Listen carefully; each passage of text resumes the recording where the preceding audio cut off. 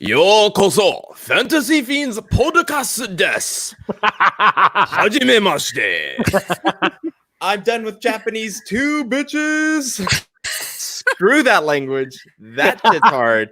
It really is. It's so freaking hard. Like, I think I told everyone on the podcast like 6 months ago, oh, French was way harder.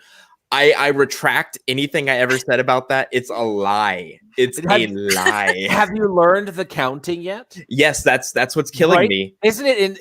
It is insane. I am blown away. There's counters for paper. There's counter for cars, printers, people, for animals, pencils, books, objects that move, objects that don't move, objects of a specific shape. Like, it's crazy. I never once got it right in 14 years of living there. And then, so here's the fun part about that. You understand the counter, which what we're saying is like car die is you'd say one car, one ichi die, one car. Once you get into the higher numbers, there's freaking irregulars in there. And you couldn't even. Anyway, welcome to the Fantasy Fiends podcast. My name is Stevie Collier-san, and we are here with my beloved co-host Andy Peliquin, and we're honored to have Andy Peliquin Sama, please. Andy Peliquin Sama. And we're here with the awesome, the beautiful, the amazing, the angelic, Angel Hayes. Hey. And I hear an echo. Is that my ass? I don't know. Is it me? I hear an echo, but I hope if you're watching, please tell us if you hear an echo, because I hear an echo. I do hear an echo. Yeah. Hey, Angel, is the audio coming through your computer? Yeah. I mean, is there any way to make it go through your headphones? I don't know. Okay. This is how I always do it. It's real easy. Just click cam mic at the bottom and then go to audio. Hang in there. God, man, I've listened to so much of that music while like on the phone with the CRA and my bank and stuff in the last couple of months. It's been insane. You've been listening to what? That music. That's what they call like the kind of music that they play when you're on hold or in the elevator and stuff. Why are you listening to hold music? Because I'm calling the CRA, which is the Canadian Revenue Agency, which is the Canadian IRS. What, are you trying not to go to jail? No, it's just business stuff. Jesus Christ. So Angel, were you able to fix that?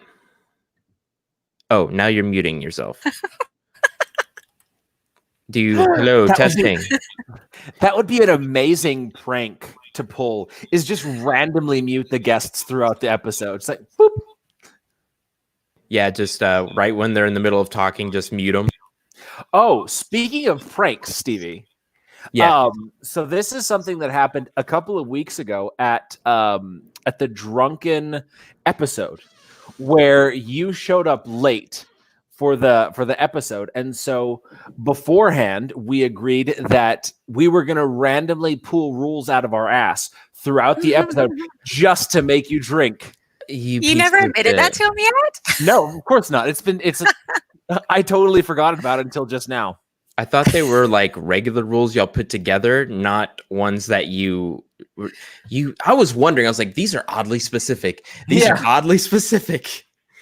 Jesus Christ. So the idea was that throughout the entire episode, every one of the people on the show would say, oh, that's a rule, and you had to drink. And I think I did it, and like one or two other people did it, but not everybody did it.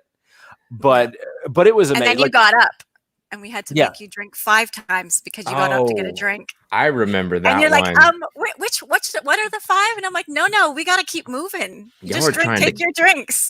Y'all were trying to kill me. It's your fault for showing up late, man. Well, I've and not coming prepared with your drinks. Yeah. You don't come to a drinking game with one little drink.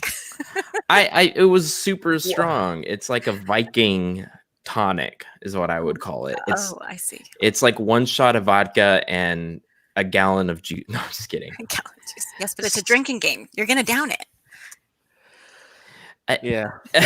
That was fun. Which I'm actually super excited about making that a regular thing, which is part of the good news that we will be talking about in a bit. Oh, spaghetti. Okay. So we have Angel Hayes today, and Angel, this is her first like dedicated podcast, but we've had her on twice now, maybe more than that. She was on my podcast for my Bizarre Blades release, and then she was on a special. I think she's been on multiple specials. She's special, so it works out. And I don't mean that rude. She's just a special angel. That's why you get the name. Like, he's the giant, I'm the gnome, and you're the angel. You get the like an honorary name. Oh. So Angel, why don't you tell us a little bit about your book?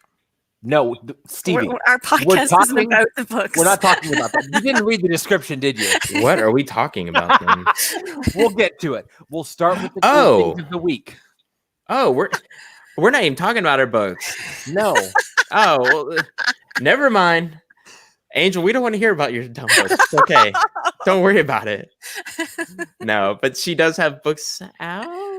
Not on Amazon. It's on BookFunnel. Oh my God. Why? Actually, because Andy told me. It's a smart idea. You're trying to get it. Andy. It's advanced readers, I'm guessing. Pardon? It's advanced readers. Not necessarily. I give it out to anyone. Oh, okay. Okay. It's free for anyone, and then building out that newsletter list. Smart. That's what I had to do. Wow, I don't. It's not just the newsletter list. I have it with no email at all. I'm just getting it out. You can test it out, and then when book one comes out, then hopefully you want to read that one too. That's right. I haven't scared you away. I'm starting to wonder if it's me that's causing the... No, it's Angel. Angel. Oh, this is a kids episode. This is the minute that I muted you, the echo stopped, Angel. Just saying. I always use this mic. You've never said anything about the mic. Is the audio coming through here? Well, I don't know what to click now. Normally I don't have to click anything. So it's real easy. You see the cam mic at the bottom? Yes, I saw that. Okay, and click the audio. Yes. Just switch to another one and then switch back to that one. Literally turn it off and turn it on again. To the default? Yeah, you see speakers. You want to move that to your headset.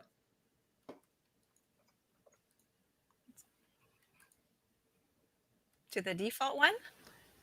Sure. Yeah, if it's like it could say headphones, it could say. Well, it's got 4 options there. Could you read them to me real quick? Yeah, it's got the default speakers with the headset, and then it's got communication speakers with the headset. Okay. Which one was it on? Speakers with the headset. I guess try each. This has been a riveting episode of the Fantasy. I know. I think whatever she did just solved it because we're not hearing the echo anymore. Testing. Why are you shouting? It works. Stevie? What? Why are you shouting? Because I want to hear myself. Sometimes he's got the big one. It's as soon as you put that on, it was like I had to turn my computer down because it's so damn loud.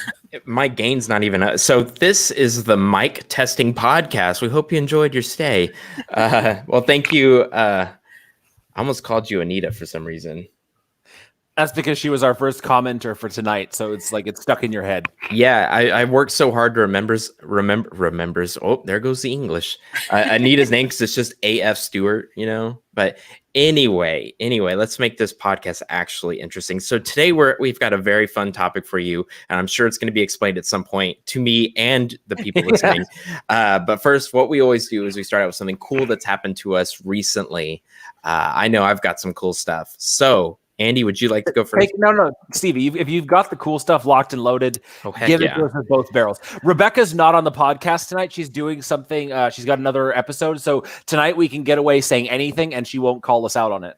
She's cheating on us. Totally. What else does she have to do? She's with Go Indie now, like our competition, our direct competition. Oh my God. I wish our competition was like somewhat mean, but that guy's so freaking nice. You can't be mad at him. I was actually going to see him in Calgary, the When Words Collide sort of writing conference, and it got canceled. So I'm not going to get to see Joe this year. Next year, hopefully. Where was it? In Calgary. Oh, okay. What was he? So he just travels everywhere. He's, he goes to these conferences. Jesus. Yeah, it's this thing. Wow. Yeah, he's been doing that since I first started as an author. So. Oh, since before. Oh, really? Wow. Yeah. Oh, the Go Indie now predates me. I don't know exactly how long it's been going on, but it's been going on a while. That's crazy. Well, awesome. So my good news is, of course, I just finished my 4-hour final in Japanese 2. Thank God that's over with. Did you pass? Oh yeah, for sure. Yeah. Honestly, I am one of her top students. Just but I did cheat. I've already been studying Japanese for a long time, but man, screw that language. And I Japanese 3 is going to be freaking hell. In fact, they told me not to take Japanese 3 and 4 over the summer because it puts it compresses 10 weeks into 5 weeks, and then you do another 5 weeks of Japanese 4. They're like, with your schedule, you can't do it. And I was like, that's perfectly fine with me after this final. So I'm doing Japanese 3 in the fall. But my good news is I bought a Roomba. And my second best news is I finished book 2, which probably should have came first. So Mech Planet is finished. Yeah, Roomba, book 2. I feel like your priorities just slightly off, Stevie. It's funny after so I realized that I've written way over 1 million words and like didn't celebrate anything. I didn't even put the end at the end of this book. It's just I was so happy that the story was done. It's not an ego thing anymore. It's just, did I write a good story? Yes, good. Let's move on. It's not, yes, finished book. Look at my book. No, it's just, it's exciting. You finish the story. Let's move on to the next one. Sort of like the sense of completion you get when finishing a great video game, in the sense that it's done. The entertainment factor of, because there is an entertainment factor inherent in writing. It's good. You've completed it. Now something else. Yep, that's exactly how I felt. Maybe that's why it was like below on my list, but over 1 million words, I think is a pretty cool accomplishment. Andy, I know you're way over it, but probably one series. I almost hit 1 million words last year. I don't think I'm going to hit 1 million words this year. Well, I think you're okay. Yeah, sprinkle some of those words on me, baby. Oh. Yeah, and just like, yeah, do it. So that is my good news for the week. It is called Mech Planet. It is up for pre-order, I believe. Yes, and I guess the other good news is like people are freaking loving book 1, and I am so excited about the 5-star reviews. So wow, it feels good. So yeah, that's my good news. What about you, Andy? Okay, so I have a variety of good newses. That's definitely going to be a word now. I started work on book 7. It's called Shadow Killer, because that's a fun way to call it, of the Cerberus series. And I am 11 chapters into it. 12 chapters into it or something. Like, I'm making good progress on it. And of course, in true me fashion, some crazy shit came up, and now it's totally throwing off the initial, sort of plan that I had.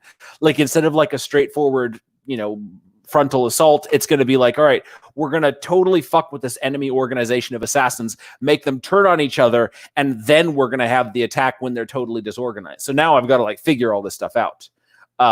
But it's going to be fun because I get to do things like that. And what were you going to say, Steve? What book number is that? 7. Oh man, you just stress me out. Like, I just compare myself to you, and I'm like, I am just a sloth. I am a dirty sloth. Not even a good sloth. Just one that like doesn't know how to climb, and I just crawl on the ground with my belly on the rainforest floor. You're like the Sid of the. Yeah, wait up, Andy. Wake up for me. Stevie, that's so cool, Stevie. Jesus Christ, Andy, that's amazing. I don't know. So my sister, she got braces, and that's when I started like perfecting that voice. And then my daughter got braces, and she would talk like that a little bit. So there were some words that would come out, and I like I had to do the voice. So I basically got it for that. It's almost been 5 years, and I never heard that before. Oh, there's so much that you haven't heard of mine yet, Stevie. Things that only come out at the right moment. Oh my gosh. I'm a walking eagle. Yes, that sounds cool. I'm going to take it as a compliment. Walking I don't know what that means, but I'm excited to find out in the next comment what it means. He's military, so it just means you're a badass military guy, Stevie. Okay, I was going to say it might not be a compliment. I doubt it. I doubt it is, but I hope it is because I like the word eagle. He doesn't have wings, or his wings are broken. Or he's plucked and he looks like a naked chicken. Well, that would suit you. that would be a pretty good definition of walking eagle, but I don't know if that's actually what the term is. Some more good news. Today I got my first pop culture reference written into the series. In book 5, I kind of found a way to write in The Godfather, where there's like this scene that's taken not quite word for word, but super, super close word for word, like the most famous scene from The Godfather. I found a way to write it, and I had a ton of fun with it. But in this one, I found a way to drop in a Star Wars reference, and it just works. And of course, it's not like set up like that. Like at The Godfather one, I kind of comment on it and make a joke out of it. But in this one, it's just dropped and move on. And it made me so happy that I could write that. It just kind of popped up as I was writing. I was like, oh yeah, go. I had to go back and change one thing in book 6 to make it work. But it was just perfection. It made me really happy. You don't do a lot of pop culture in your books, right? No. Really? No, the one thing that I've done is that in every single book, there is a reference to a classical song, to a piece of classical music. And it's something that when the whole series is done, I'm going to compile the 12 songs, and it's going to be like the classical album of the Cerberus series. Obviously, they're not my songs. It's Mozart, it's Chopin, it's Liszt, all these people, Vivaldi. But each time I choose a song that kind of in my head fits with whatever part of the story I'm writing or with the scene, and I reference it. And then, I'm doing one of those in each. I like doing things like that are just like little through lines that go through it. Man, mine is so opposite because mine is just littered with pop culture. In book 1, there's Pokemon, Google. I even allude to Pornhub. So it's good stuff, man. That doesn't surprise me. Yeah, because he's got to clear the history. Oh, I've been writing that in Cyber Strike, the 3rd book of the series, which is coming out in June. They go up against a hacker and they basically, after defeating him, they kind of co-opt his servers. And like 5 times in this book, I've mentioned that the AI is scanning his search history to get intel that he's a conspiracy theorist. So he's got a lot of these things. So she's been scanning his search history to find the things, and it's been so hard to not drop those things, those references in there. Dude, I bet it is. Just drop them. Well, I have to find the right moment. Like if it's not done right, then it feels sort of crammed in. Whereas if it's done properly, it's not until after the story's moved on, like a sentence or half a sentence or something, that you get it. Like Pierce Brown did that in the Red Rising series. He has this big, this character that's been introduced for an entire book, and it's not up until like the second before the guy kills her that you find out that her name is Felicia, so that he can drop in that line of "Bye, Felicia" as he's killing her. And it was just like it wasn't until after, like a sentence or two later, I was like, wait a minute, did he just do that? And it was just so natural. And so that's the way that it's done right. If it's like, it feels so natural that it takes your brain a second to register this pop culture reference that you instinctively know. Everybody knows this one. Like, it's one of the most classic Star Wars references. But as you're reading it, you'll be like, okay, it makes sense. And then, wait a minute. I was so happy with how it came out. I posted it into my group. I like that one. I like that one a lot. Andy, did you have anything more good news? Any more good news? Oh yes, that is the good news. So, as I might have mentioned earlier in a previous podcast, we are kicking around the idea of a Dungeons and Dragons campaign that will be potentially aired live every other week every second week on most likely Monday nights, 6 to 7-ish, thereabouts. We just sort of talked over the gameplay and the mechanics of this idea. The idea is a little bit complex, but it's got the potential for amazing entertainment value. So I'm super excited. I don't want to spoil anything, but when we do our live episodes, like we're going to probably try doing a couple pre-recorded before we start doing them live, just to sort of get the feel for the thing, see how it works, see how entertaining it actually is. But that should probably go into effect. Like it should start happening in the next month or so. And if all goes well, the other week, like we'll do 1 week, the Dungeons and Dragons podcast. And then the other week we'll do a drinking game episode, just like the other ones that we did, the Fantasy Feud and the Drunk podcast. So we are going to be having twice as much Fantasy Fiends podcast every week, and way more drinking and cursing and gaming, which is really what makes this author career so awesome. Very true. Well, awesome. And what about you, Angel? I've got a logo that just got done. Ooh. Yeah. Can we see it? I can show it. Sorry. It's based off, this one, of that tattoo. So she took it and she made it like a carved dragon, kind of like a Skyrim style, but just made like silver metal. She did that. We got the cover art is almost done for the Wormfire. Nice. Book one. That one's actually not a book one. It's a standalone. It's going to be a perma-free. And we got that back from the editor. I sent the book one to the editor. Nice. And for the Battleborn Mage series, I'm hoping to have it to the editor in a month and a half. So maybe it'll be ready this summer. Very cool. How many words do you write a day? Does it kind of vary? It varies. Give us the per week average. I'm not even sure what per week. I just know my hours. It's varying. I do a lot of editing right now. And I have a 2-year-old, so. I was gonna say, I bet the kid thing kind of. Now. Yeah. The lockdown with kids. Yeah, that definitely changes things. I've seen some crazy videos on Reddit, and I'm glad I am. I was gonna say spouseless, infantless. But today, guys, we have an awesome podcast episode for you, as usual, because I'm just gonna make it awesome, no matter what it is. It could. Jesus, I was going to say Nazi Appreciation Day. That joke's not even in good taste. I retract it. I'm going back in the future. I'm not sure how many of your jokes are actually in good taste. Like this one was extraordinarily poor taste, but usually it's a little bit, closer to just bad. That one, like I studied World War II in college, and I just was like, screw all of that, like for real. Anyway, this is not a Nazi podcast. Sorry, Andy. Just kidding. But Andy, why don't you tell us what this podcast is before I do the opposite of what I said I was going to do and destroy this podcast?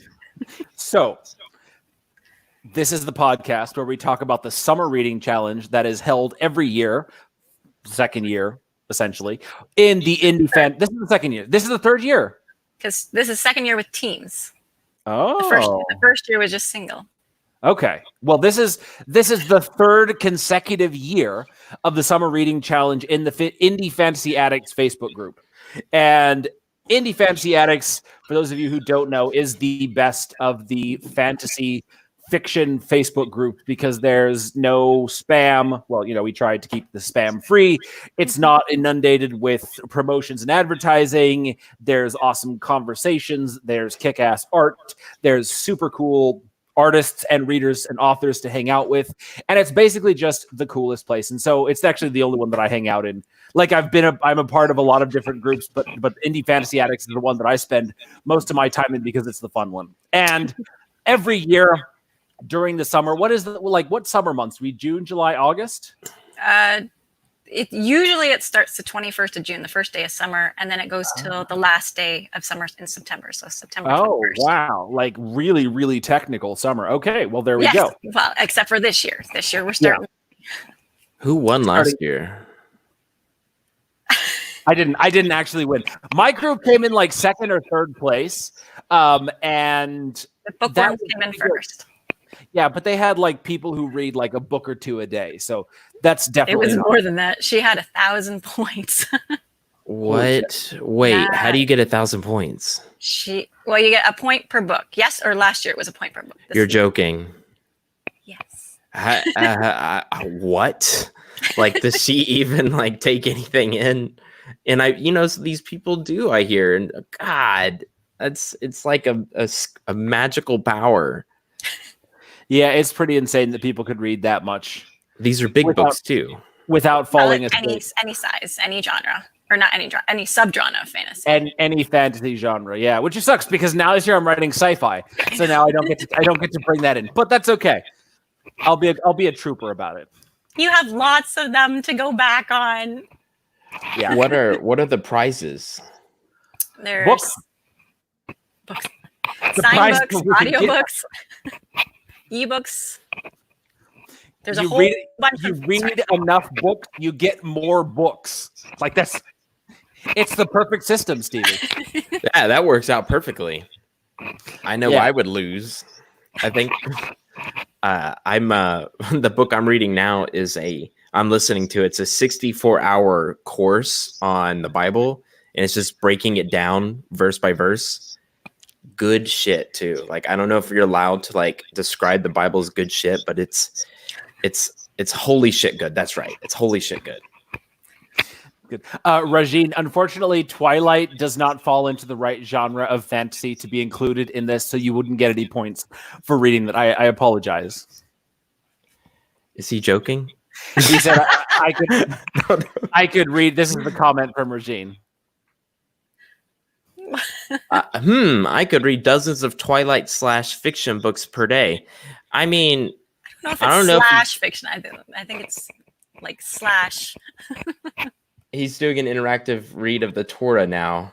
My brother, he's a scientist, so religion's not his big thing, and he calls the Bible, Old Testament, New Testament in the Torah. He's like, "Hey, Stevie, you're an author.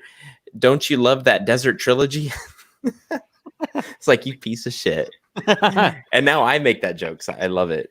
But I mean, Rajin, I don't know if you're joking or not, but I kind of like Twilight, and I know I get a lot of crap for that, but I also make a lot of stupid jokes too. So I was dropped on my head as a child by a Nazi.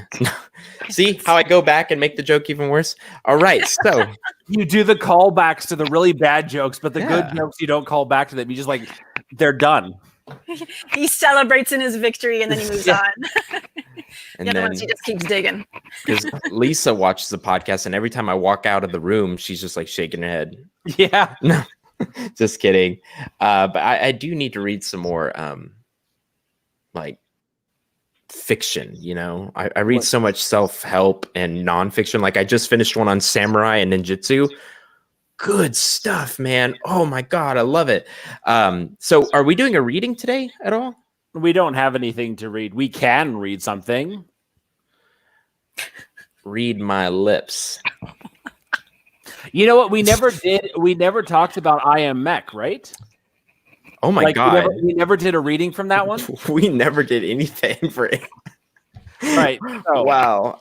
We are going to go to Amazon and we'll just read the look inside, the opening scene. Yeah, let's do it, man. I love the opening scene. We'll just see just how much fun the series is. It's stupid. But wait, we're not there yet. We've got to finish basically saying, if you love reading fantasy, which most of the people who watch this hopefully do, join the Indie Fantasy Addicts group, because on June 1st, right, is when we start. Yeah. June 1st, there will be these teams divided up. Everyone's going to be shoved into a team, whether you want to or not. No, there's a solo option for those people who don't want to be forced into your world domination team. World domination team. That's right. Join my team only if you're fast reader, because I'm gonna be so bad this year. Last year I made like a huge effort to read a bunch of fantasy books to get points for my team, but this year I'm just way too busy, so I'm not going to get any points. Can you cheat on this thing? Of course. Well, I cheated like in middle school. I said I read Jurassic Park because I watched the movie multiple times. The book's completely different, people. It's completely different. I was like, wait a minute, a baby freaking dies? And it does die. It gets killed by a velociraptor. Something that sneaks into the infant area. I was like, yeah, I'm okay. I'm not reading this book. But I had to go see the principal for that. I feel like all my child stories end up with me at the principal's office. So guys, if you want to be a part of this, the Facebook group is Fantasy Addicts. Addicts. That's right. And all you got to do is join, and then you're going to be put into a team. Is that right? You can choose your own team. Yeah, you can choose the author that you're going to join their team, and then once the team is started, once the contest starts, you just basically binge read indie fantasy books, specifically indie fantasy books, for the full 3 months and weeks of summer, and get tons of points for your team. And then everybody who participates will get prizes of, like she said, books, signed books, audiobooks, paperbacks, and then the winning team will be allotted and have bragging rights for an entire year until next year when I triumph again. Look, Ma, I won the Fantasy Addicts competition. That's good, Jimmy. Get back in your basement. What? You're so bad at this. Indie Fantasy Addicts, Stevie. Wait, honestly, Fantasy Addicts, Fantasy Book Addicts. What was it again? Indie Fantasy Addicts. Okay. Indie Fantasy Addicts. That's right, people. Don't forget, like I did, and go check out Indie Fantasy Addicts. I want to say like Indie Fantasy ass hats or something. Anyway, that's what I would have named my Don't group. say that though, Stevie. I want to. It just rolls off the tongue. We don't have a reading today. I can take this podcast into any direction I want. One direction. Oh, I did make up a joke, and I woke up in the middle of the night to write it down. So somebody came up to me the other day and said, hey, dude, stop with the poop jokes in the book. Seriously, the poop jokes are on their way out. And you know what I told him? I was like, yeah, out of your butt. It made Angel laugh. Come on, Andy. He was like, yeah, I feel like that was low-hanging fruit. You gotta like pick it up a bit and get like better high-class poop jokes. The joke is that it is low-hanging, and it's just like all you had to do, Stevie, is say, oh yeah. Oh yeah. It's on its way out. Like it's built into it. You think they're gonna be smart enough to realize what you're talking about? No, but you're smart enough. And those of us who were watching when you came and told us the story, we'd have been smart enough. That's true. I'm just disappointed I didn't come up with the joke while I was on the toilet. Anyway. do we have any? It was kind of sad though, because I woke up, I turned on the light, almost woke Lisa up to write down that dumb joke. And then I closed my eyes and I was like, what am I doing with my life? I literally have it on my phone. Do you want to start the reading now? Is there any more updates on this nerd competition? Just kidding. I do it for a living. So what does that say about me? I can't call other people nerds. Yeah, I don't think your background can call people nerds either. No, I feel like I just want to reach out. And sometimes I forget they're there and people ask me, what are the lightsabers for? Like, look, Stevie, this right here is a classy joke. A classy poop joke. Man, that can go so many ways. Works its way out in the bathroom. Regine, major points to you for being very classy in that joke. That was good. I like that. Because there's so many ways you could go with that too. I mean, you could make it freaking dirty and you can make it clean. No, that's the thing, is that it's inherently a dirty subject. Mm-hmm, so you have to go very, very highbrow to make it not just like bottom of the barrel when it comes to humor. Like, obviously, it's funny to make jokes about those things because everybody, society accepts it as a funny thing. But if you can elevate it to a classy joke and still make it, like, that's when it becomes high quality humor. It's unfortunate because Jonathan took out a lot of jokes out of the book, because I always comment like, Jonathan, you're more than welcome to take this joke out. I know it might be too much for your audience. And one of them was, I called the torture room the Gorgon room. But the jailer, because these are guys in prison who know if they go to the Gorgon room, they're screwed, and they call it the G spot. And he made me take that out. I was like, no, That's good. kids don't understand the joke. Leave it in. No, we had to take G spot out. We called it the Gilla room or something. I don't know, but G spot will always be. I will always have G spot on the mind. Yes, Absolutely. And he's like, it's just absolutely. See, all right, shut up. No, that is 100% how I would have written it. Like the characters cool. in my head, they would have totally called it that. Yeah, these are jailbirds. You know, is that what you call them? Jailbirds, homies. I don't know. Jailbirds are people who fly away, like they're escapees. Oh, Really? I studied a lot of prison stuff, but I stopped at the child murder stuff, and because it started bothering me. Like, you watch enough prison stuff, you start getting like dark in your mind. Depends on who you are. Like, Angel's probably like, oh, this is good stuff, and got popcorn. I don't know what I'm talking about. I mean, it depends what kind of prison stuff you're watching. Jesus Christ. This is a Christian show. That was nicely subtle, Stevie. It was dropped in there, took you a minute, and then you were like, I get the joke. Great humor. Great job, Angel. This is a children's Christian show. One fantasy fiend point for you. We do need a point system. This show has like, we had one thing to talk about today, and now it's just talking poop. Just a lot of shit talk. Well, I will say this, Stevie, that less than 10 lines into your book, I found joint lubrication, and I know exactly what went through your head as you wrote that. Oh, yeah, exactly. And these are things Jonathan doesn't catch. But if he doesn't catch it, or maybe he did, but left him in, like, these are things hopefully kids just kind of goes over their head. This one makes sense in this context, but I know exactly what was going through your head as you were writing it. Well, dude, do you want to jump right into it? Sure. Okay, do you want me to... I would like to play Jack. That'd be possible. Do you want to do the... And Angel, you could be Lisa? You got to show me where you're... Oh, you go to Amazon.com. That's Here, you emailed it to me. I will send it to you here in the private chat. Or you can search it at pornhub.com. No. You not laughing made me think you were typing it in. I was like, no, don't do it. No, are you sure? Am I going to like what I find? Where at? I don't know. Which link are we talking about? Hundreds of millions of users do, evidently. So, yeah, I was looking at the statistics of them last night. Statistics. Oh, no, that's bad. That was a bad one.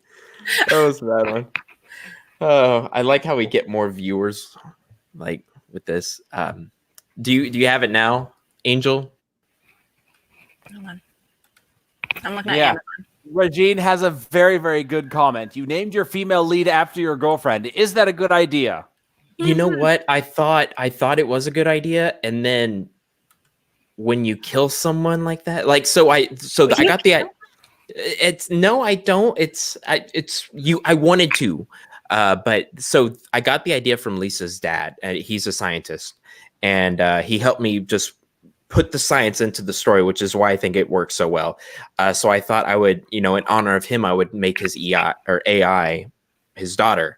But her personality changes. Like, she's really sassy at the beginning, like Lisa, but she kind of calms down later on. You know how you base your characters on someone and then they just kind of mutate into something that's completely different. Lisa, that's how my characters go. So Lisa's not really Lisa, but I do ask myself, what would Lisa say? And it's usually snarky. So absolutely, it's kind of like Lisa and Andy are the same person, but y'all will see. Rebecca's she is on here. She's up in here, Rebecca. I myth Rebecca. Okay. All right. You have it, Angel. Who's going to read the AI? Angel can read the AI unless you want to. I'm doing the narrative, right? Okay, Angel, do you want to do AI? Sure. That's Lisa. Do you see it? Do you have it up? I have it up. The AI. Okay. All right. Cool.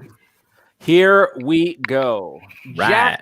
let out an exasperated breath. He always hated having to wait for his mech to go through its initial checks and balances, or whatever they were called. He only saw them as these annoying time wasters when he could be out in space where he belonged. He drummed his fingers on both joysticks, itching to move them forward, which would then instruct the catapult skates attached to the bottom of his mech's feet to launch him forward. Initiating beam energy supply check. Beam energy supply check complete. Initiating joint lubrication check. Zing. Joint lubrication check complete. Initiating pilot health diagnostics check. Angel, is that yes, this is the AI. Captain Zane, it seems you have an elevated heart rate, said the Jackal unit's AI operating system. Is everything okay? Should I alert the medic? Jack sighed and shook his head. Ha ha, very funny. Sorry, I could not resist. I know how you get when it's time to train. Still, we have at least 20 minutes before diagnostics have been completed. The AI system stated. You're kidding. I thought you said 5 minutes. Jack pinched the bridge of his nose. I don't know how much longer I can take of this sitting around. He drummed his fingers on the joysticks faster. The Jackal unit vibrated slightly, as it usually did when trying to mimic laughter. Captain Zane, all diagnostics are complete. The AI said. Jack chuckled. You're the only one that could ever push my buttons and raise my blood pressure.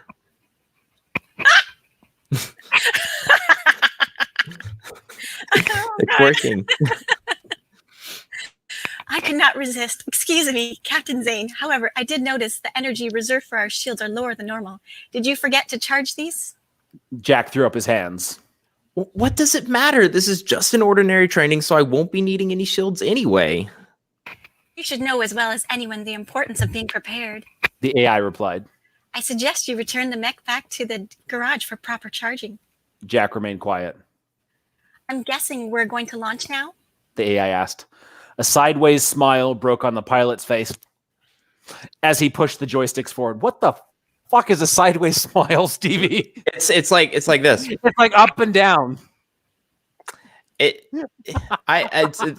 actually my smile because I smile crooked. I should have said a crooked smile, but it's like we're moving on. Move on. Jack's personal AI operating system was called Lisa, which he chose to stand for Latent, Illuminating, Sassy, Systematic Assistant.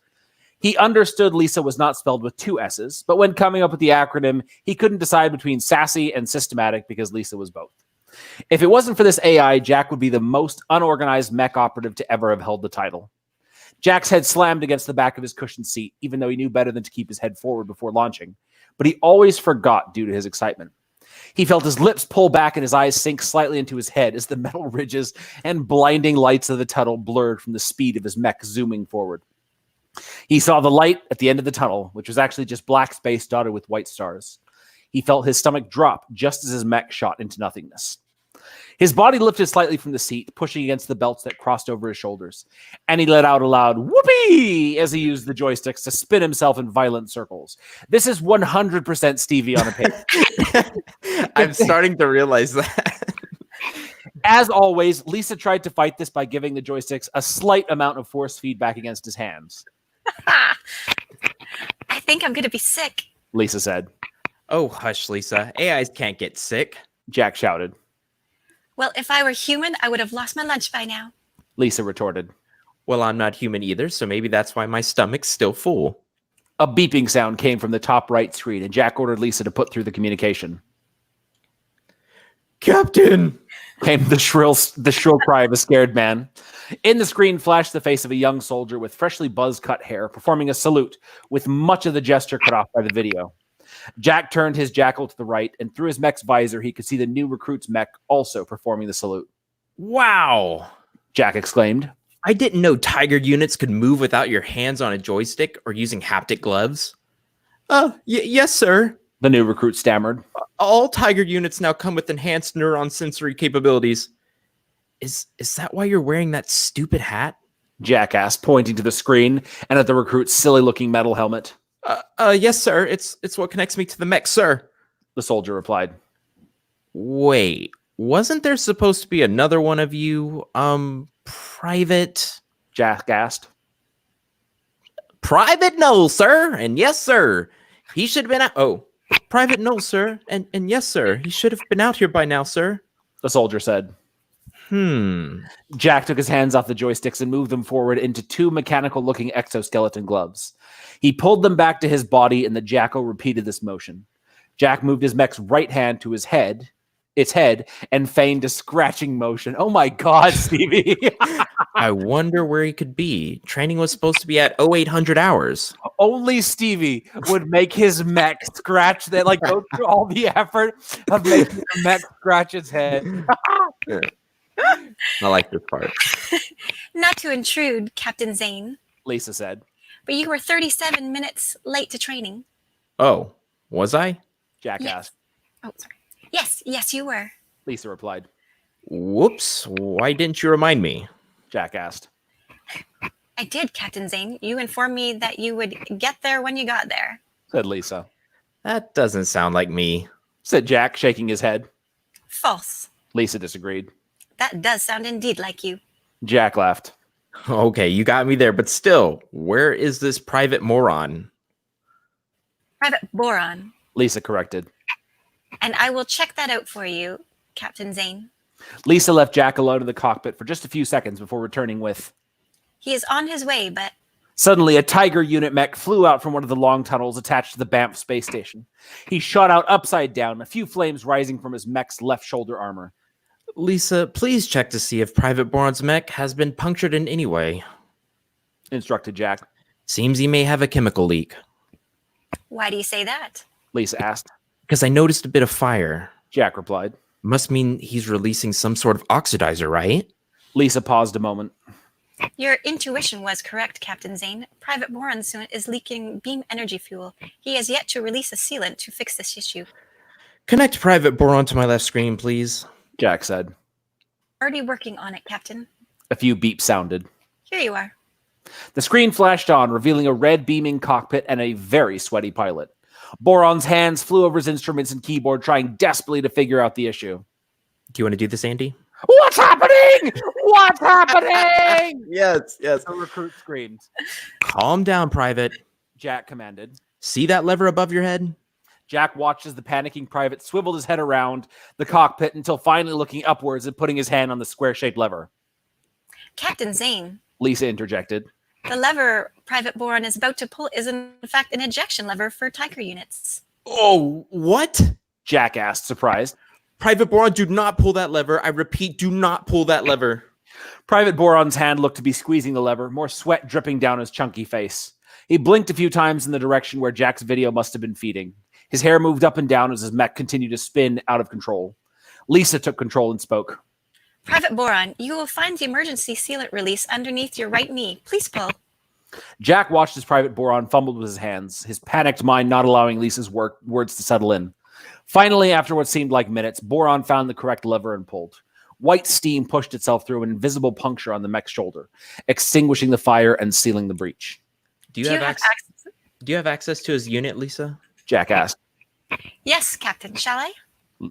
Lisa asked. Yes, please stabilize him. I think he'll be able to figure out how to get back to us. If not, then he's got a lot to learn.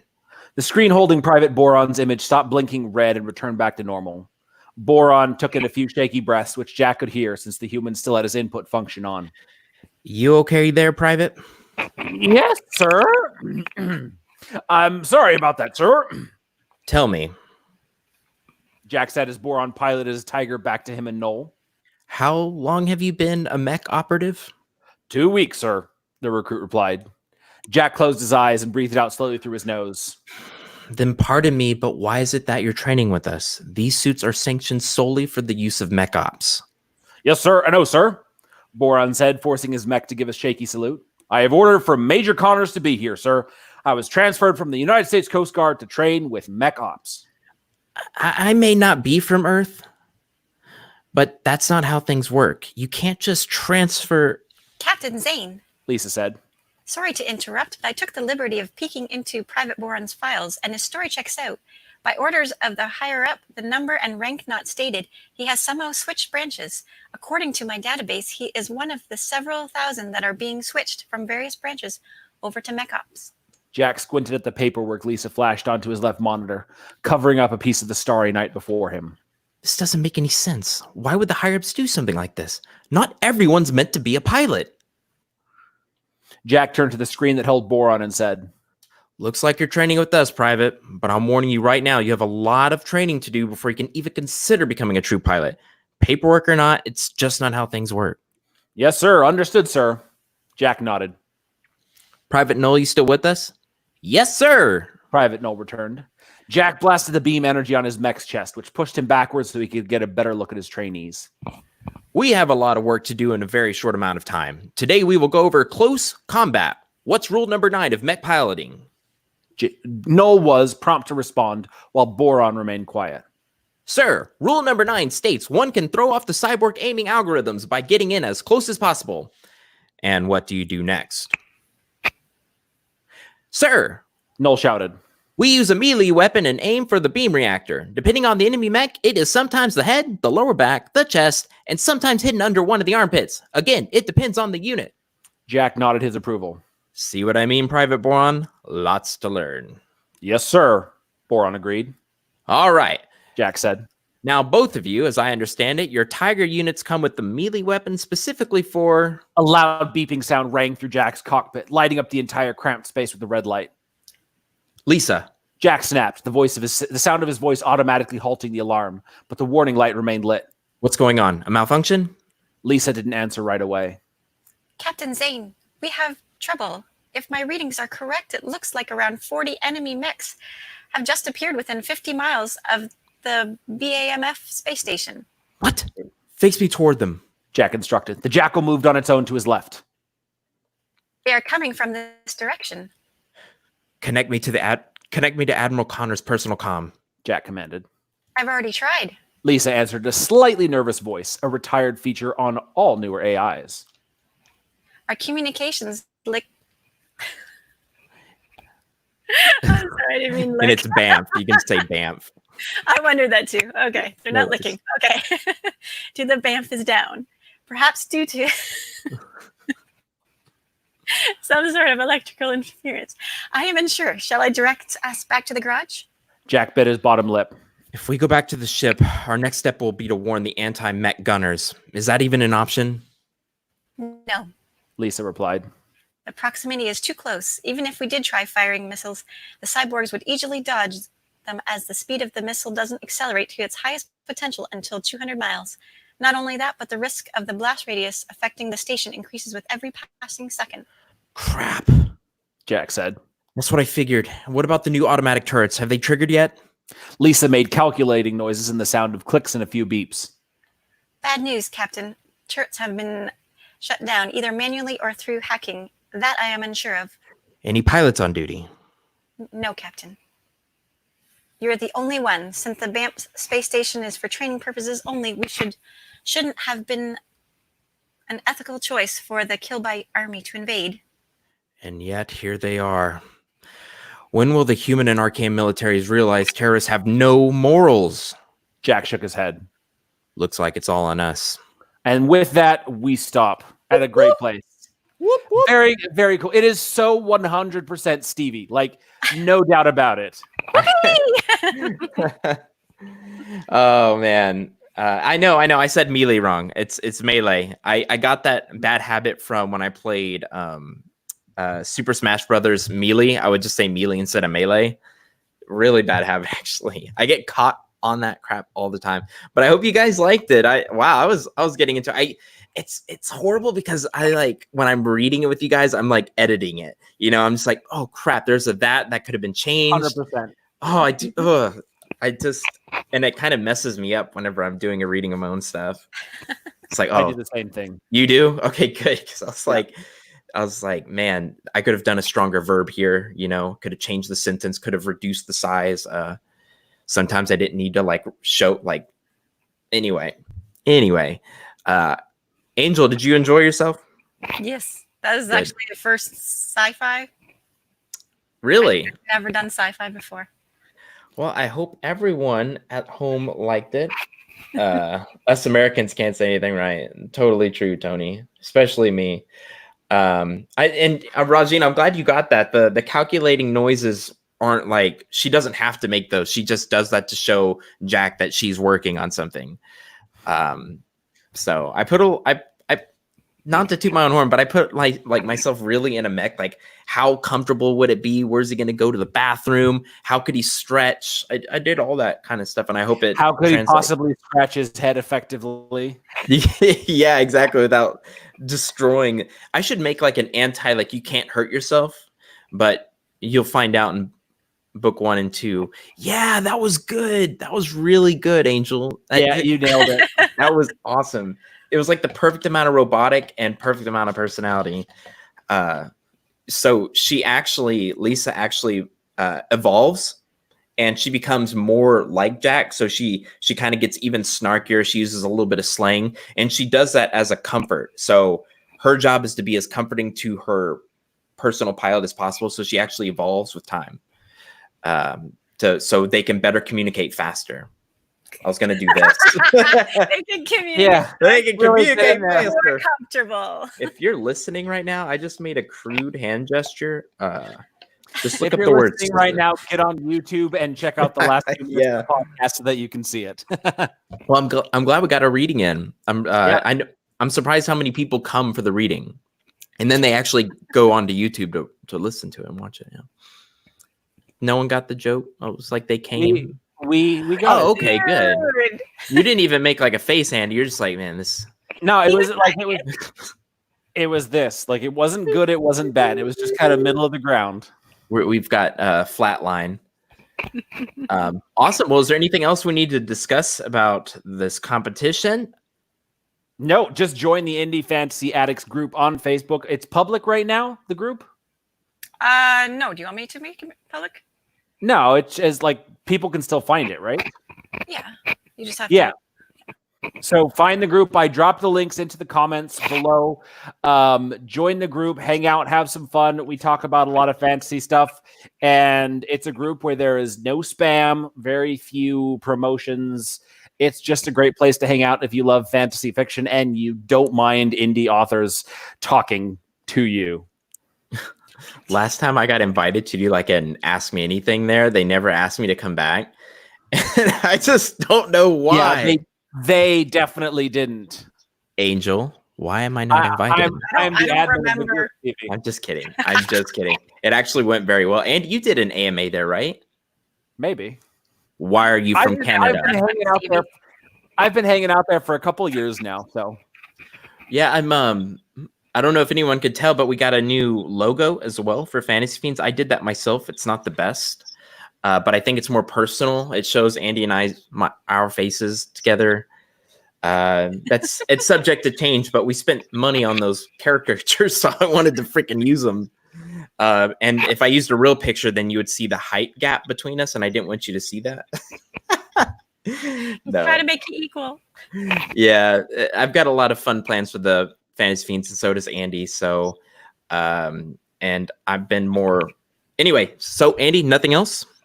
That's it. Next week, we've got Sean Oswald coming on, and hopefully in the next 2 or 3 weeks, we begin the phase 2, the Monday podcasts of the Drinking Games and Dungeons & Dragons campaign. This Dungeons & Dragons campaign, I'm not going to lie, has the potential to be absolutely hilarious and like nothing, no other podcast of Dungeons and Dragons on the internet is going to have anything like this. Like, there's the serious ones and there's the comedy ones, and we're going to be just like somewhere way off in the middle of nowhere because that's how awesomely out of the world this idea is. Yeah, so Andy sent me the idea. Just real quick about it. I'm not going to tell you the idea, but I'm not. But before Andy even told me that it was different than the other D&D podcasts, because I listened to all the D&D podcasts, it actually had everything that the things that I don't like about the D&D podcast that I listen to now, Andy fixed those. And I don't know if he did it deliberately, but one of the things was the funny D&D ones are too funny. So they're just laughing most of the time. And I'm like, get to the story. I want to, what happens next, you know? So I'm excited for it.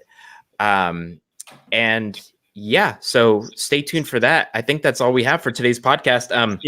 I'll put a link in below for I am Mech. If you guys were interested, Podium is going to be doing the audio for all the books. I just signed the contract. Dude, I had so much good news, and I told you about the vacuum I bought. Yeah, somehow Roomba really made the top of the list. And I actually already named the Roomba. What is it? A Roomba Jamaica.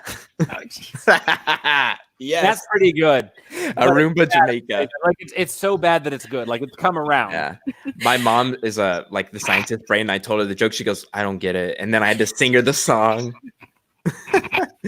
Anyway, so Angel, thank you so much for being on the air with us. No problem. I mean, it was a problem, but it's Stevie, okay. sign out. Okay. Thank you very much, Angel. Thank you all you guys for watching and hanging out. Yes, Rebecca, I did Photoshop. I've been practicing. Guys, we love you all. Thank you again for all your support. Please hit that like button and subscribe. And we will see you next week on the Fantasy Fiends podcast. Good night.